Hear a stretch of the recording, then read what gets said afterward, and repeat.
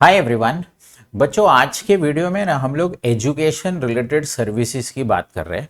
तो जीएसटी में क्या है ना, बहुत सारी ऐसी एजुकेशन है जिसको गवर्नमेंट ने एग्जेम्प्ट रखी हुई है। ठीक है, नॉर्मली ना ये वाला जो एजुकेशन सर्विसेज है, ऐसे तो नॉर्मली बच्चों को सिंपल जाता है, पर बीच बीच में ना थोड़े बहुत ऐसे वर्ड्स या टेक्निकलिटीज़ होती है ना, तो मैंने सोचा एक प्रॉपर वीडियो में ना आपको पूरा एक फुल कवरेज वाला पूरा एक वीडियो बना के दे दूँ। ठीक है बच्चों, देखो इसमें है ना एजुकेशन सर्विसेज में है ना बच्चों, हम लोग है ना 90% टाइम है ना हम लोग इन लोगों के साथ डील करने वाले हैं। मतलब अगर आपने ना एजुकेशन में ना ये वाली चीज़ें पढ़ ली ना, ये वाली चीज़ें, मतलब आप समझ लो आपका 90% एजुकेशन सर्विसेज का जीएसटी रिलेटेड एग्जाम्पशंस खत्म हो गया। देखो क्या है ना बच्चों, जैसे ही एजुकेशन की बात आती है ना, तो नॉर्मली हमारे दिमाग में एग्जाम्शन तो आ जाता है। बट मैं एक बात बताऊं, जीएसटी की सबसे बड़ी तकलीफ यही है कि हम लोग है ना गलती से जीएसटी में हर चीज़ को जनरलाइज कर देते हैं। क्या होता है ना, समझो ऐसा क्वेश्चन में कुछ भी स्कूल, कॉलेज, यूनिवर्सिटी ऐसा कोई भी वर्ड आया ना, तो हम उसको तुरंत एग्जेम्प्ट कर देते हैं। लेकिन ऐसा होता नहीं है। देखो ठीक है, प्री स्कूल कोचिंग एग्जाम्शन में है, मैं मानता हूँ। ठीक है, education up to higher secondary exemption में है। लेकिन एक बात बताओ क्या बच्चों, ये सब चीज़ें जो हमने एग्जाम्शन में पढ़ी है ना, वो सब से रिलेटेड कौन सी सर्विसेज एग्जाम्प्ट है, वो एकदम डिटेल में प्रॉपरली देखना पड़ता है। मतलब हम जनरलाइज नहीं कर सकते कि everything every service given by a school is exempt. हट, ऐसा थोड़ी होता है। स्पेसिफिकली लिखा है कानून में कि अगर स्कूल ये करेगी तो एग्जेम्प्ट है, तो वो अपने को ये क्या है वो मालूम तो होना चाहिए ना। क्योंकि अगर ये करेगी तो एग्जेम्प्ट है, तो उसका मतलब बाकी सब चीज़ें करेगी तो टैक्सेबल हुआ ना बच्चों। इसलिए देखो इसमें कैसा है पता है, अभी kindergarten, junior, senior, pre school coaching, ये तो आपको पता ही रहता है। फिर schooling up to 12th standard, up to higher secondary, ये भी आपको पता ही रहता है। अरे अपन सब लोग गए हैं ना भाई। फिर any educational institution which is giving a qualification recognised by law in India. अब B com, M com, C S, doctor, LLB, फिर ये डॉक्टर, एमडी, ये सब हम कर ही रहे हैं ना बच्चों। तो ऐसे qualifications which are recognised by law in India, ये भी एग्जेम्प्ट होता है। फिर ऐसी एजुकेशनल इंस्टीट्यूशन जो वोकेशनल कोर्सेज कर रही है।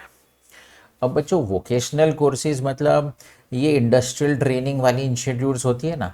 क्या होता है ना, सब स्टूडेंट्स को बहुत ज़्यादा थियरी पढ़ने में इंटरेस्ट नहीं रहता है। तो क्या है ना, ये कॉन्सेप्ट है ना स्किल डेवलपमेंट का, ये हमने चाइना से कॉपी किया है। चाइना में ना स्किल डेवलपमेंट पे बहुत ज़बरदस्त जोर रहता है। तो इंडिया ने सोचा कि हमारी भी जो पब्लिक है वो स्किल्ड होनी चाहिए। ठीक है, सब लोग सीए, डॉक्टर, लॉयर नहीं बन सकते, पर सबको बनने का ज़रूरत भी नहीं है ना। बस आपके पास कुछ अच्छी स्किल होनी चाहिए जिससे आप पैसे कमा सकते हो। तो ये जो वोकेशनल कोर्सेज होते हैं ना, वो इंडस्ट्रियल ट्रेनिंग होता है। उसमें क्या होता है, ज़्यादा भारी भरकम थियरी नहीं होता है, पर आपको मैन्युफैक्चरिंग सिखा दिया जाएगा, एक फैक्ट्री में काम कैसे करने का वो सिखा दिया जाएगा। बहुत सारी ऐसी अलग अलग वोकेशनल कोर्सेज आते हैं। ठीक है, तो अभी सुनना, क्योंकि हमारा मेजॉरिटी अगर ये हो गया तो हमारा मेजॉरिटी मतलब हमारा एजुकेशन ख़त्म हो गया, बराबर है। तो अब मैं क्या कर रहा हूँ पता है, मैं इसी पे ना जोर दे के ना पहले इसको ख़त्म कर रहा हूँ। ठीक है, थोड़ी बहुत अदर इंस्टीट्यूट्स की भी बातें होगी, एजुकेशन सेक्टर से कनेक्टेड भी मैं कुछ बातें करने वाला हूँ। लेकिन सबसे पहले ये ख़त्म कर देंगे ना तो क्या अपना 90% ख़त्म हो जाएगा, तो मैं पहले उसको ख़त्म कर देता हूँ। ठीक है, देखो अब है ना बच्चों, क्या है पता है, ये सब जो मैंने आपको अभी बोला ना, सबका फुल फॉर्म इधर लिख के रखा है। ठीक है, pre school, higher secondary, qualification recognised by law in India, vocational education, तो वो सब मत टेंशन लो। मैं ये टेलीग्राम ग्रुप में, जेबी लर्निंग्स के टेलीग्राम ग्रुप में इसको डाल दूंगा, तो आप वहाँ से ले लेना। ठीक है, लेकिन क्या है ना बच्चों, जब हम ये सब चीज़ें पढ़ेंगे ना, तो ये सब चीज़ों से रिलेटेड है ना, दो सर्विसेज ऐसी है जो गवर्नमेंट ने एग्जेम्प्ट रखी है, और दोनों एकदम सिंपल है। ठीक है, आपको पता ही है, तो फटाफट बता देता हूँ। देखो क्या लिखा है, services provided by N educational institution, लेकिन जनरलाइज नहीं करने का। यहाँ पे एजुकेशनल इंस्टीट्यूशन मतलब ये और ये। अच्छा सर, ये जो एजुकेशनल इंस्टीट्यूशंस है ना, जो ये सब कोर्सेज चलाती है, सर क्या इनका इंडिविजुअल HUF होना ज़रूरी है? नहीं, कोई भी हो सकते हैं। देखो यहाँ पे भी मैंने लिखा है कि वो लोग as an individual, as an HUF, as a company, LLP, मतलब ऐसा कुछ ज़ोर ज़बरदस्ती नहीं है यहाँ पे। वो लोग कैसे भी ये सब चला सकते हैं, बट उनकी सर्विसेज एग्जेम्प्ट हो गई। लेकिन कौन सी? तो देखो, अगर इन लोगों ने सर्विसेज दी है, ठीक है, किसको दी है? To their students, faculty and staff. अब देखो, हम लोग स्कूल में जाते हैं तो एडमिशन फ़ीस भरते हैं, तो ये लोग उस एडमिशन फ़ीस को एग्जेम्प्ट बोल रहे हैं। लाइब्रेरी फ़ीस अलग से होती है, तो ये लोग लाइब्रेरी फ़ीस को एग्जेम्प्ट बोल रहे हैं। लैबोरेटरी फ़ीस अलग होती है, तो ये लैब की फ़ीस को एग्जेम्प्ट बोल रहे हैं। बस फैसिलिटी अलग होती है, तो ये बस फैसिलिटी की फ़ीस को एग्जेम्प्ट बोल रहे हैं। मतलब बात बताओ, क्या ये सब एजुकेशन इंस्टीट्यूशन जो अपने स्टूडेंट्स, फैकल्टी, स्टाफ के लिए जो सर्विसेज देंगे ना, वो एग्जेम्प्ट है। ठीक है बच्चों, अभी सुनना। अभी है ना, इसमें एक पॉइंट है एंट्रेंस एग्जामिनेशन। अभी ये एंट्रेंस एग्जामिनेशन क्या होती है आपने सुना तो होगा ही, मैं एक खाली एग्जांपल दे देता हूँ। इधर मुंबई में ना एक नरसी मुंजी करके एक बहुत एकदम फेमस कॉलेज है, मैं भी उसी में पढ़ा था। अब ये जो नरसी मुंजी कॉलेज है ना, उसका एक MBA कोर्स भी है। ठीक है, अब क्या है ना, ये जो MBA कोर्सेज होती है ना, उसमें अगर आपको नरसी मुंजी कॉलेज में एडमिशन चाहिए तो उनकी एक अलग से है ना एक एंट्रेंस एग्ज़ाम आती है। अब जो वो एंट्रेंस एग्ज़ाम में पास करेगा, फिर उसके बाद एक इंटरव्यू, 2 इंटरव्यू, फाइनल इंटरव्यू होगा, फिर आपको एडमिशन दिया जाएगा, ऐसा होता है ना। अब ये एंट्रेंस एग्ज़ाम के लिए भी ना ये लोग एंट्रेंस एग्ज़ाम फीस लेते हैं, तो यहाँ पे लिखा है वो भी एग्जेम्प्ट होगा। ये लोग एडमिशन फीस लेते हैं, वो भी एग्जेम्प्ट होगा। Fees for issue of eligibility certificate, वो भी एग्जेम्प्ट होगा। Fees charge for issuance of migration certificate to the living और एक्स स्टूडेंट्स, तो कोई स्टूडेंट छोड़ के चला गया, उसको माइग्रेशन सर्टिफिकेट देना है, लिविंग सर्टिफिकेट देना है, मतलब ये सब चीज़ें इसके अंदर कवर्ड है, वो एग्जेम्प्ट होगी। ठीक है, इसको अलग से क्यों लिखना पड़ा पता है? क्योंकि पहले क्या लिखा है, service is provided to students. अब समझो मैं किसी MBA कॉलेज में एडमिशन लेना चाहता हूँ, लेकिन मैं कॉलेज में एडमिशन लेना चाहता हूँ, मैं ऑलरेडी उस कॉलेज का स्टूडेंट नहीं हूँ, तो इसमें तो क्या है ना, स्टूडेंट्स को देने वाली सर्विस एग्जाम की थी। लेकिन कोई प्रोस्पेक्टिव स्टूडेंट होगा, तो कोई पोटेंशियल स्टूडेंट होगा, तो जो स्टूडेंट बन सकता है ऐसा कोई होगा, तो इसलिए ये लोग ने अलग से भी लिख दिया कि भाई किधर भी ऐसा एंट्रेंस एग्जामिनेशन होगा, एडमिशन फीस, ये फीस, वो भी एग्जेम्प्ट होगी। ठीक है बच्चों, अब देखो ये वाली सर्विसेज जो ये लोग दे रहे हैं वो एग्जेम्प्ट है। अब सुनना ध्यान से, अब एकदम इंपॉर्टेंट चीज़ अब बता रहा हूँ। देखो क्या है पता है, ये लोग जो सर्विसेज दे रहे हैं ना, उसमें अभी कैसे है मालूम है, बहुत सारी कंट्रोवर्सीज, बहुत सारे क्वेश्चन, बहुत सारे सवाल जवाब होते हैं। क्योंकि क्या है ना, GST 2017 में आया ना, तो एकदम स्मूथ तरीके से नहीं आया, बहुत सारे सवाल जवाब लेकर आया। तो अब बच्चों ने पूछा, मतलब प्रैक्टिसिंग चार्टर्ड अकाउंटेंट्स ने पूछा कि ये इंडियन इंस्टीट्यूट मैनेजमेंट का क्या है, ये इंडस्ट्रियल ट्रेनिंग इंस्टीट्यूट एग्जाम्प्ट है कि नहीं, अगर कोई स्कूल के साथ साथ बोर्डिंग फैसिलिटी भी दे रहा है, हॉस्टल फैसिलिटी दे रहा है, तो उसका क्या मतलब क्या होता है। जैसे जैसे GST इवॉल्व हो रहा है ना, तो उसमें बहुत सारे सवाल जवाब भी आ रहे हैं, तो लोग पूछते हैं गवर्नमेंट को। हाँ, तो हमारी इंस्टीट्यूट के थ्रू पूछ सकते हो ना आप गवर्नमेंट को। तो आंगनवाड़ी के बारे में पूछा, फिर ये मैरीटाइम ट्रेनिंग इंस्टीट्यूट्स के बारे में पूछा, एक नेशनल बोर्ड ऑफ एग्जामिनेशन है उसके बारे में पूछा। तो क्या होता है, जैसे जैसे आप गवर्नमेंट को सवाल पूछते जाते हो ना, ये लोग उसके आंसर देते हैं। हाँ, उनको देना ही पड़ेगा ना, अरे उसको ये बोलते हैं ना सर्कुलर, क्लैरिफिकेशंस, ये सब शब्द आपने सुने रहेंगे। लेकिन मैंने क्या किया पता है, वो सब है ना सर्कुलर्स, क्लैरिफिकेशंस के जो बड़े बड़े पैराग्राफ होते हैं ना, वो पैराग्राफ को छोटा करके मैं यहाँ पे आपके लिए लेके आया हूँ। तो देखो ना, वो भी साथ साथ में ख़त्म कर देता हूँ। देखो ध्यान से सुनना। हाँ देखो, सबसे पहले एजुकेशन, थर्ड वाला पॉइंट पहले पढ़ा रहा हूँ, ठीक है। Education as a part of a prescribed curriculum for opting an a qualification recognized by law of a foreign country। Oh my god, देखो यहाँ पे क्या लिखा है, अगर आपकी ऐसी एजुकेशनल इंस्टीट्यूशन है जिसका कोर्स रिकॉग्नाइज्ड बाय लॉ है, बट कौन सा लॉ, अमेरिका का लॉ नहीं, जर्मनी का लॉ नहीं, तो ऑस्ट्रेलिया का, अरे उसका भी नहीं। कौन सा law? Law which is qualified in India, मतलब तुम्हारा क्वालिफिकेशन वो इंडियन गवर्नमेंट के थ्रू रिकॉग्नाइज होना चाहिए। तो ये लोग एग्जाम में जानबूझ के क्या करते हैं पता है, कि समझो किसी बच्चे ने फीस भरी है, वो कोई ऐसा कोर्स पढ़ना चाहता है which is not recognised by Indian law, recognised by foreign country होगा, तो वो टैक्सेबल हो जाता है बच्चों। अभी इसमें मजा आएगा, अभी मजा आएगा। मतलब एक एक ये पॉइंट को देखो, आपको सीरियसली ऐसा फील होगा यार क्या जानने को मिला यार। ठीक है, देखो अब प्री स्कूल एजुकेशन और education up to higher secondary which is recognised by foreign law. देखो बच्चों, यहाँ पे फॉरेन लॉ रिकॉग्निशन होगा ना तो एग्जेम्प्ट है। क्यों सर? अभी तो आपने बोला ना फॉरेन लॉ टैक्सेबल। अबे देखना यार, यहाँ पे ना प्री स्कूल में ऐसा कुछ नहीं लिखा है कि वो इंडियन लॉ फॉरेन लॉ, ऐसा कुछ नहीं लिखा है। आपको कोई प्री स्कूल चलानी है जिसमें कोई फॉरेन का कोई ऑक्सफोर्ड या कोई कैम्ब्रिज वाली कोई प्री स्कूल है, आप वहाँ से लाइसेंस लेके आए और आपको चलाना चाहते हो, तो उसमें ऐसा कुछ फॉरेन इंडियन नहीं लिखा है। ये अप टू 12th स्टैंडर्ड में कुछ फॉरेन इंडियन नहीं लिखा है। ये इंडियन की बात किधर की है पता है? क्वालिफिकेशन, मतलब ये जो 12th के बाद सब कोर्सेज चालू होते हैं ना, उसमें लिखा है कि कोई ऐसी डिग्री, कोई ऐसा कोर्स, कोई ऐसा qualification which is recognised by law in India.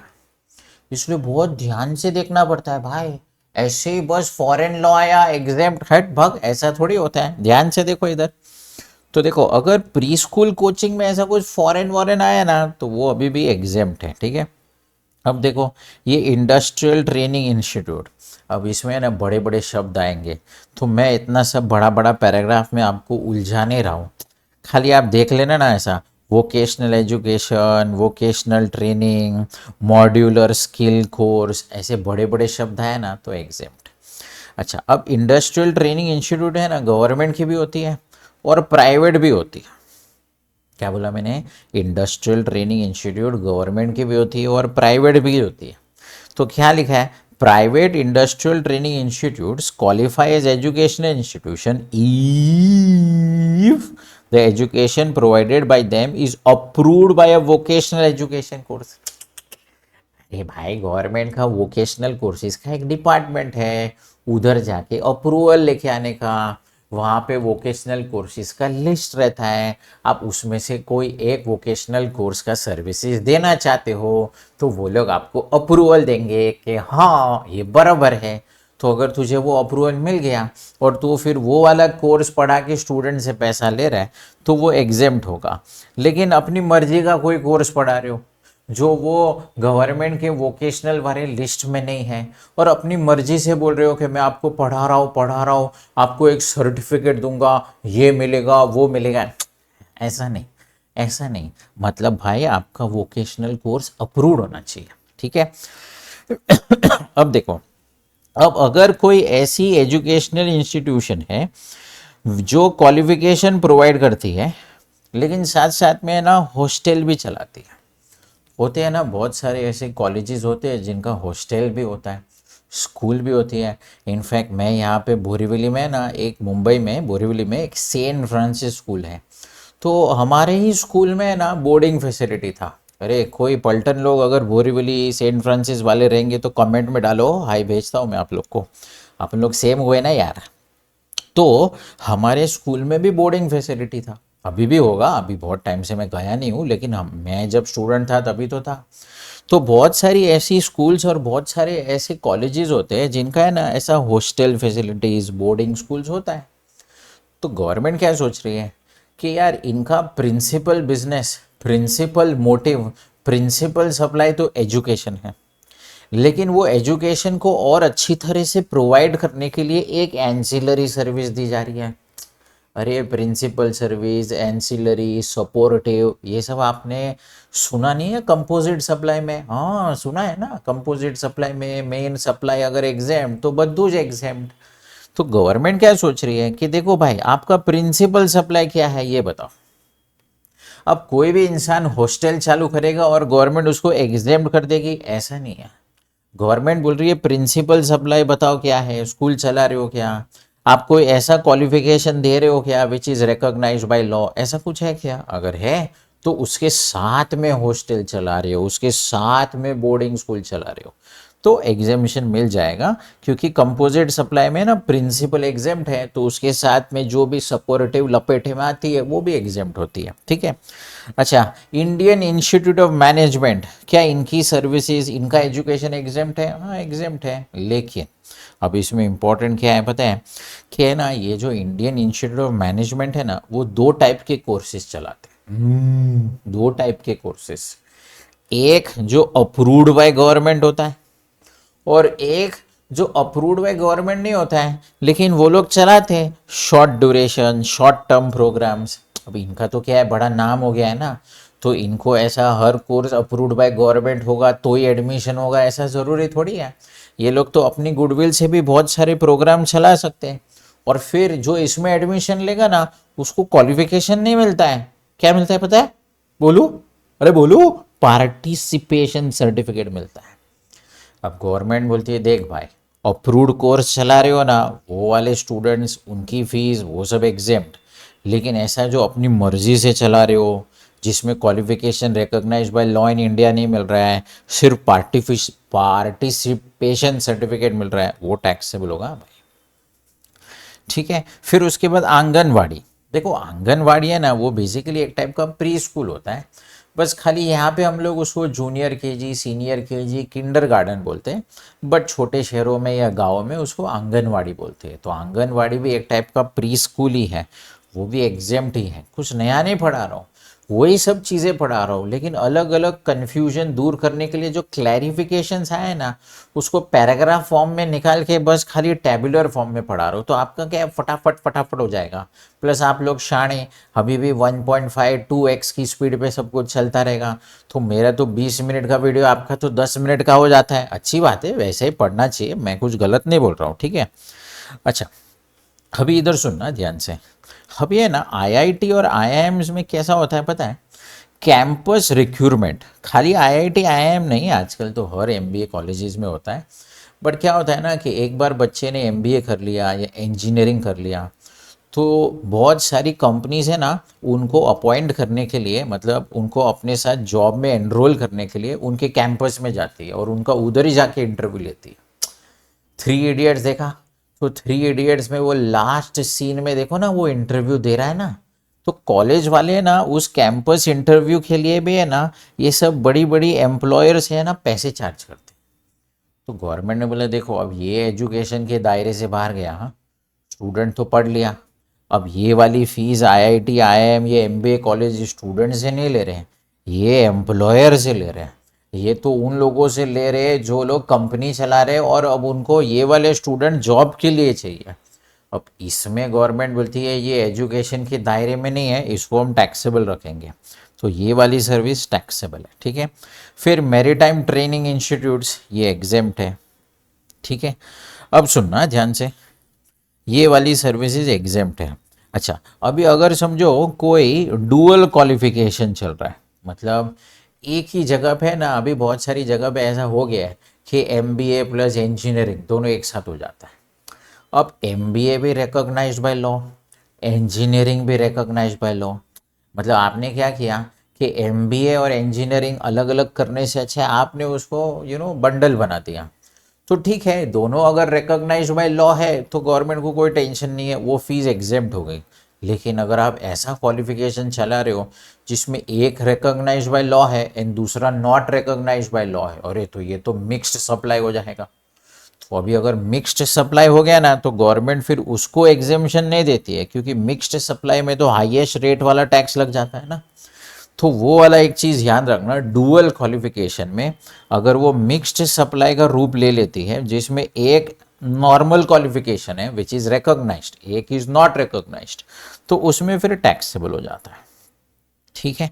अच्छा, ये जो नेशनल बोर्ड ऑफ एग्जामिनेशन, समझो ऐसा कोई वर्ड आया एनबीई, फिर डिप्लोमेट नेशनल बोर्ड, एकदम अंदर में नहीं घुसोगे तो भी चलेगा, बस खाली ये नाम मालूम होना चाहिए। फिर ये फेलो ऑफ नेशनल बोर्ड, ये लोग है ना बेसिकली जो मेडिकल के स्टूडेंट्स होते हैं ना उनके लिए एंट्रेंस एग्जाम्स, फिर उनके सर्टिफिकेशंस, ये सब का काम करते हैं। तो उनको भी गवर्नमेंट ने as good as government board, central government board बोल के उनकी भी सर्विसेज को एग्जेम्प्ट किया हुआ है, ठीक है। तो देखो अभी तक मैंने क्या किया पता है कि ये वाली जो सर्विसेज थी ना, इनकी सर्विसेज और उससे रिलेटेड जो अलग अलग कन्फ्यूजन्स थे ना, वो आपको बता दिया। अभी सुनना, अभी फटाफट कंप्लीट हो जाएगा। अभी देखो, अगर एजुकेशनल सर्विसेज मतलब ये एजुकेशनल इंस्टीट्यूशंस, मतलब जो लोग ये सब सर्विसेज प्रोवाइड कर रहे हैं, तो अभी मैंने आपको बता दिया ना कि भाई मेनली उनकी दो सर्विसेज एग्जेम्प्ट होती है, बाकी कुछ देंगे तो टैक्सेबल होगा, बराबर है। लेकिन अभी मुझे बताओ, अगर ये वाली एजुकेशनल इंस्टीट्यूशंस ने है ना अगर सर्विस रिसीव किया है, तो ये देखो, ये है ना, ये आपका बहुत बड़ा प्रॉब्लम है यार। अगर है ना कोई प्रोफेसर ट्रेडिंग अकाउंट बनाएगा ना, और आपको ट्रेडिंग अकाउंट में समझो किसी का गुड्स का बिजनेस है, तो गुड्स के बिजनेस में आपको बोलेंगे ना सेल्स परचेजेस, तो आपको तुरंत समझ में आ जाता है, मतलब हाँ हाँ सर समझ गया, ये तो पता ही है, ये तो हम बरसों से करते आ रहे हैं, सेल्स परचेज। लेकिन यही सेम चीज़ अगर सर्विस इंडस्ट्री में आ गया ना, तो आप कंफ्यूज हो जाते हो। अरे क्यों नहीं यार, किसी का गुड्स का सेल्स परचेज होता है ना, तो सर्विस इंडस्ट्री में भी सेल्स परचेज होता है। हाँ ठीक है भाई, उसको सेल्स परचेज बोलते नहीं है सर्विस इंडस्ट्री में, उसको सर्विस प्रोवाइडेड या तो जीएसटी की भाषा में आउटपुट सर्विस, सर्विस रिसीव्ड या तो जीएसटी की भाषा में इनपुट्स, वो सब मेरे को पता है यार। लेकिन ये क्या है, मतलब मैं ये सब चीज़ें भी खून में डालनी पड़ती है। सर्विसेज में भी सेल्स परचेज होता है भाई, उसमें भी आउटपुट सर्विस इनपुट सर्विस होता है।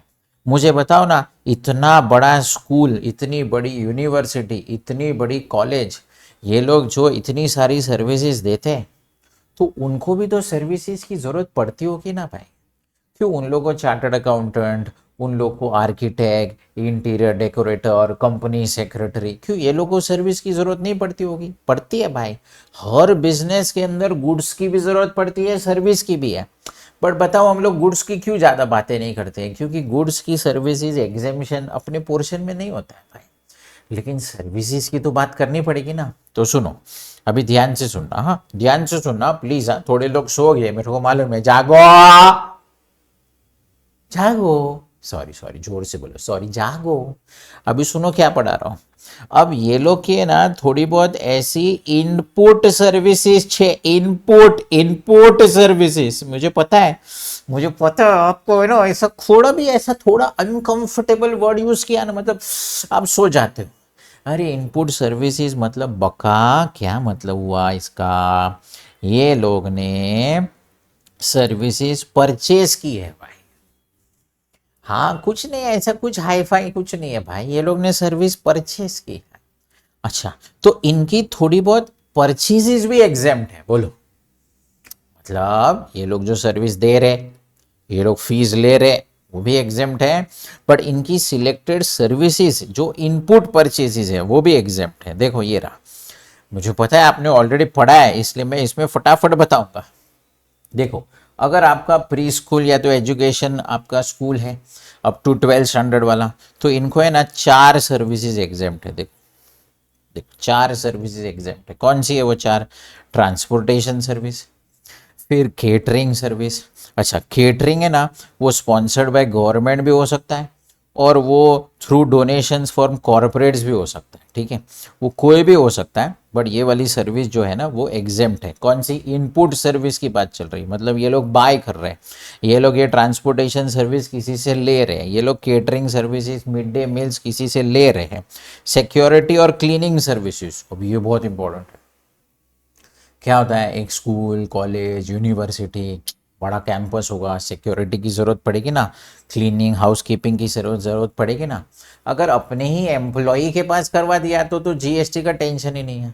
लेकिन कभी कभी ये लोग एम्प्लॉई के पास नहीं, किसी प्रोफेशनल पर्सन को हायर करते हैं, तो उस केस में ना एग्जेम्प्ट है, but only when such services are performed in an educational institution in their own premises. Example दो क्या? इधर देखो, देखो देखो एग्जाम्पल देता हूँ, इधर देखो। एक बार है ना ऐसा फाइनल सीएम आया था, security services provided to a school. तो हाँ ठीक है, security services provided to a school, उसका मतलब ये सुन के क्या लग रहा है कि स्कूल सर्विस प्रोवाइडर है कि स्कूल सर्विस रिसीवर है? अरे सोचो, आप लोग सोचो, स्कूल सर्विस प्रोवाइडर है कि स्कूल सर्विस रिसीवर है? Security services provided to a school, हाँ हाँ, मतलब स्कूल सर्विस रिसीवर लग रहा है, मतलब स्कूल ने ये सर्विस परचेज की है फॉर इट्स एनुअल स्पोर्ट्स, ठीक है, sports day held at a sports complex, but खुद का नहीं, owned by the government of India. देखो, सिक्योरिटी, हाउसकीपिंग, क्लीनिंग सर्विसेज अगर अपने प्रीमाइसिस के लिए ली होती ना तो एग्जेम्प्ट होता, लेकिन ये लोग ने सिक्योरिटी सर्विसेज ली बट अपने प्रीमाइसिस के लिए नहीं ली, at a sports complex owned by some government of India, किसी और के कॉम्प्लेक्स में स्पोर्ट्स डे था, वहां पे उनको सिक्योरिटी सर्विस की जरूरत पड़ी, तो पता है ये टैक्सेबल होता है। इसलिए तो मैं बच्चों आप लोग को बोलता हूँ ना, एग्जेम्पशन है ना, एग्जेम्पशन, इसमें ऐसा आँख में पट्टी बांध के बस बैठ गए और खाली एजुकेशन, स्कूल, कॉलेज, हाँ, ऐसा ख्याली फुलाव एग्जेम्पशन में नहीं चलेगा। देखो ना बच्चों, जीएसटी में डिफिकल्ट क्या है, एक एग्जेम्पशन, एक रिवर्स चार्ज और एक आईटीसी, तीन ही तो टॉपिक डिफिकल्ट होता है यार। तो बस ये तीन टॉपिक को थोड़ा कैसे भी करके, कंटाला आ रहा है, बोर हो रहा है, वो तो भी करके मैनेज कर लो, क्योंकि जीएसटी अगर मैं सीए इंटर के पॉइंट ऑफ व्यू से या सीए में इंटर के पॉइंट ऑफ व्यू से बोलूँ तो थोड़ा स्कोरिंग होता है ना यार, नॉर्मली स्कोरिंग होता है, कभी कभी उसमें भी डिफिकल्ट पेपर आता है, मैं मानता हूँ, बट इनकम टैक्स के कंपैरिजन में तो पोर्शन थोड़ा छोटा है, स्कोरिंग होता है, तो थोड़ा इसके अंदर है ना, खाली बस ध्यान से कंसंट्रेशन का जरूरत है, फोकस का जरूरत है और प्रैक्टिस का जरूरत है। पता है आप लोग क्या सोच रहे हो कि सर थियरी तो हो जाती है लेकिन फिर प्रैक्टिस का क्या? हाँ, तो प्रैक्टिस के लिए भी अच्छे अच्छे सम्स के वीडियोस लेकर आऊँगा, लेकिन पहले फटाफट फटाफट हम लोग ये बड़े बड़े थियरी वाले टॉपिक तो ख़त्म करें, ठीक है? तो देखो फिर एक और सर्विस जो इन्होंने परचेज की है ना, जो इन्होंने परचेज की है वो एग्जेम्प्ट है। अच्छा, ये वाली सर्विस में एक ही बार में बता देता हूँ ना, क्योंकि ये देखो ना, ये तो सबके लिए कॉमन है, ये देखो ना, सबके लिए कॉमन है। कौन सी है वो? तो सर्विसेज रिलेटेड टू, मतलब सर्विसेज दे नहीं रहे हो आप लोग, सर्विसेज बाय कर रहे हो। कौन सी सर्विसेज बाय कर रहे हो? रिलेटेड टू एडमिशन और कंडक्ट ऑफ एग्जामिनेशन। क्या चल रहा है? ऑनलाइन टेस्टिंग, फिर result publication, printing of admit cards. क्या होता है, हमारी जो आईसीएआई है ना, वो जो एग्ज़ाम कंडक्ट करती है, वो तुम्हारा जो एग्ज़ाम होता है ना, वो किधर होता है? आप लोग क्या इंस्टीट्यूट की हेड ऑफिस में सब लोग जाते हो एग्ज़ाम देने को? हाँ, सब लोग दिल्ली जाते हैं क्या एग्ज़ाम देने को? पूरे इंडिया के सब स्टूडेंट दिल्ली जाते हैं, चलो दिल्ली, ऐसा? अरे पागल है क्या? अरे अपने ही एरिया में जो स्कूल कॉलेज होती है, जब तुम लोग वो एग्ज़ाम फॉर्म भरते हो तो अपने एरिया का कुछ तो पिन कोड वाली चीज़ सिलेक्ट करते हो ना। तो हम तो एग्ज़ाम तो हमारे एरिया में दे रहे हैं, लेकिन वो जो स्कूल में तुम एग्ज़ाम देने को जा रहे हो, जिस कॉलेज में एग्ज़ाम देने को जा रहे हो, इंस्टीट्यूट ने उसके साथ कुछ तो टाई अप किया रहेगा ना, कुछ तो वो भी तो पैसे कमा रहा है ना। तो इसके लिए इंस्टीट्यूट उसको पैसे दे रही है। क्यों पैसे दे रही है? बिकॉज इंस्टीट्यूट को सर्विसेज चाहिए उससे। कौन सी सर्विसेज चाहिए? रिलेटेड टू एडमिशन और कंडक्ट ऑफ एग्जामिनेशन। इंस्टीट्यूट को उसका प्रीमाइसिस चाहिए, उसके टीचर्स चाहिए। तो ये सब सर्विसेज जब इंस्टीट्यूट लेती है ना इन लोग से, तो इंस्टीट्यूट भी तो पैसे देती रहेंगे ना, इंस्टीट्यूट खर्चा करती है ये सब के लिए। तो ये सब सर्विसेज एग्जेम्प्ट है, ठीक है? मैंने सब एग्जाम्पल्स रखे हैं, तो आप लोग एक बार बाद में एग्जाम्पल्स पढ़ लेना। अब ये ना मैं रिपीट नहीं करूँगा क्योंकि ये तीनों के लिए कॉमन सेम है, ठीक है? अच्छा, खाली इनके लिए एक स्पेशल सर्विस जो एग्जेम्प्ट है, जो एक्स्ट्रा है, वो है supply of online educational journals और पीरियोडिकल्स। मतलब समझो अभी मुंबई यूनिवर्सिटी है, उसको ऐसा लगा कि किसी और यूनिवर्सिटी का जर्नल्स, कोर्स, पीरियोडिकल्स बहुत अच्छा है यार, अपने को भी ये यूज़ करना चाहिए, तो अगर वो लोग ने किसी से लिया हुआ है तो वो एग्जेम्प्ट है, ठीक है बच्चों? तो देखो बच्चों, अपन ने क्या किया मालूम है, हमारा है ना 90% पार्ट कंप्लीट कर दिया। मतलब अगर आपने एजुकेशन में इतनी चीज़ें पढ़ ली ना, तो आपका 90% पार्ट तो कंप्लीट हो गया। अभी थोड़ा चिठुर मिठुर थोड़ा सा पार्ट पड़ा है, लेकिन वो भी बहुत सिंपल है, उसको भी फटाफट कंप्लीट कर देते, ठीक है बच्चों? ये वाली ऐसी एजुकेशनल इंस्टीट्यूट्स हैं जो गवर्नमेंट को बेसिक नेसेसिटी लगी। तो गवर्नमेंट ने बोला कि यार अगर बच्चा पढ़ेगा ये सब जगह पे जाके, नॉलेज बढ़ेगा, देश का भला होगा। तो ये सब चीज़ें उन लोग ने एग्जेम्प्ट रखी। लेकिन क्या है मालूम है बच्चों, बहुत सारी अदर एजुकेशनल इंस्टीट्यूशंस भी हैं, बच्चे यहाँ पे भी जाके पढ़ते हैं। और एग्जाम्पल कि जेबी लर्निंग्स है। अब जेबी लर्निंग्स का कोई प्री स्कूल थोड़ी है, हम लोग का कोई 1 to 12 स्टैंडर्ड का कोर्स थोड़ी चल रहा है। हम लोग तो सीए के बच्चों को तैयार करवा रहे हैं, सीएस के बच्चों को तैयारी दे रहे हैं, सीएमए के बच्चों को तैयारी दे रहे हैं। तो आप बोलोगे हाँ तो सर, तो ये CMA recognised by law qualification हुआ ना सर? अरे हुआ, लेकिन मैं थोड़ी ना, जेबी लर्निंग थोड़ी ना आपको डिग्री दे सकता है। मैं तो आपको ट्रेनिंग एंड कोचिंग प्रोवाइड कर रहा हूँ। हम तो आपको हेल्प कर रहे हैं ताकि आप जब सीए सीएस सीएमए की एग्ज़ाम देने को जाओ तो एकदम स्ट्रांगली कलरफुल मार्क्स से पास होके जाओ। लेकिन आप कितनी भी अच्छी मेहनत कर लो, मैं आपको डिग्री दे सकता हूँ क्या? डिग्री मैं थोड़ी दे सकता हूँ। इसलिए हम लोग जो इंस्टीट्यूट्स है ना, वो हम लोग अदर इंस्टीट्यूट्स में आते हैं, ठीक है।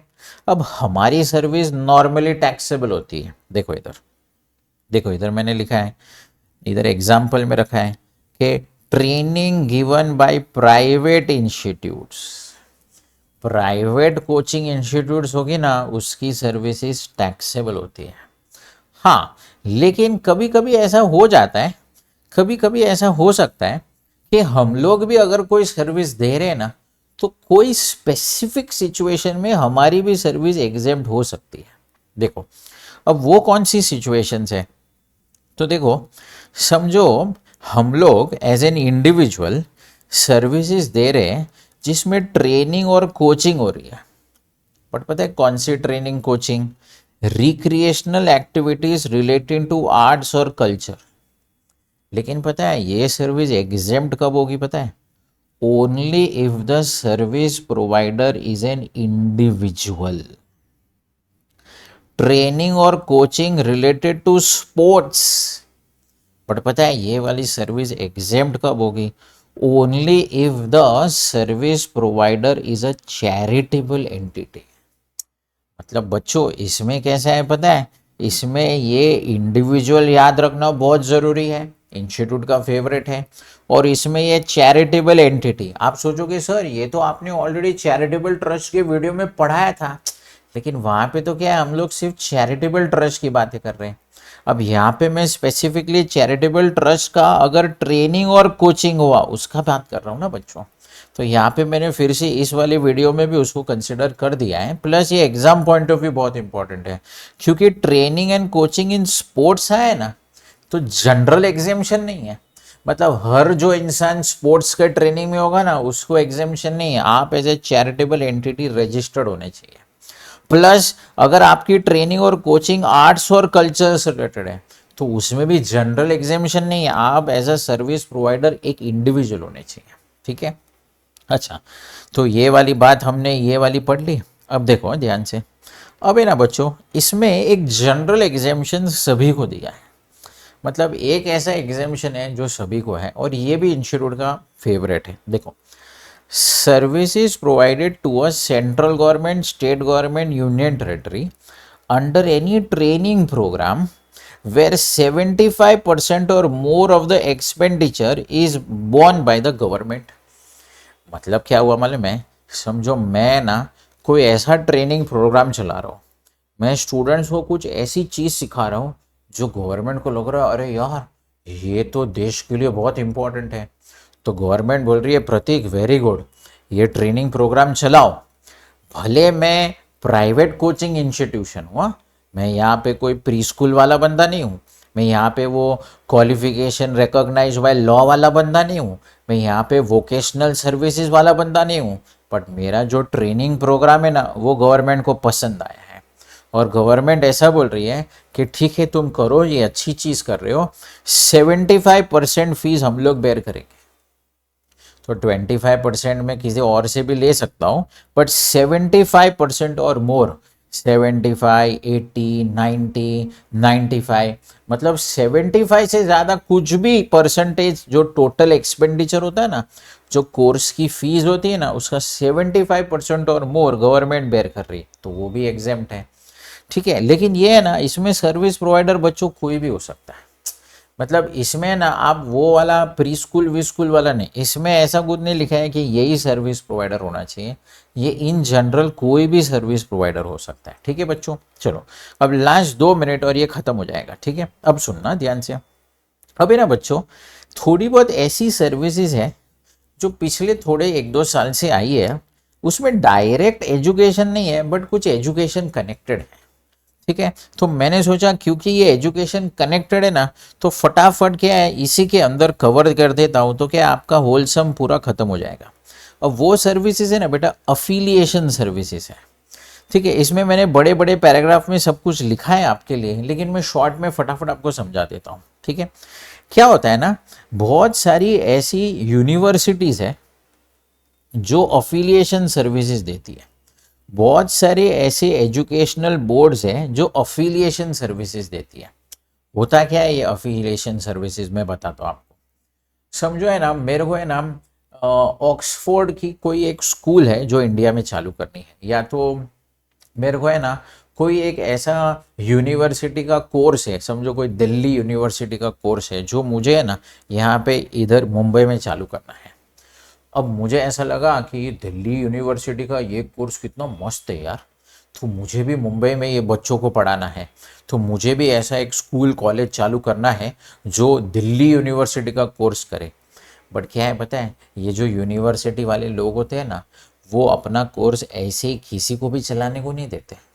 वो लोग पहले आके चेक करते हैं कि तुम्हारे पास इंफ्रास्ट्रक्चर है, तुम्हारे पास बड़ा सा कैंपस है, तुम्हारे पास बच्चों के लिए ग्राउंड है, तुम्हारे पास टेक्निकल नॉलेज है, तुम्हारी टेक्निकल टीम है, तुम्हारे पास इतने इतने कंप्यूटर्स हैं, इतने इतने क्लासेस हैं, ये सब चेक करते आके। ये सब चीज़ मैंने इधर लिखी है बड़ी बड़ी, लेकिन ये सब जो चेक करते हैं ना उसका भी पैसा होता है, उसको है ना ये लोग अफिलिएशन सर्विसेज बोलते हैं।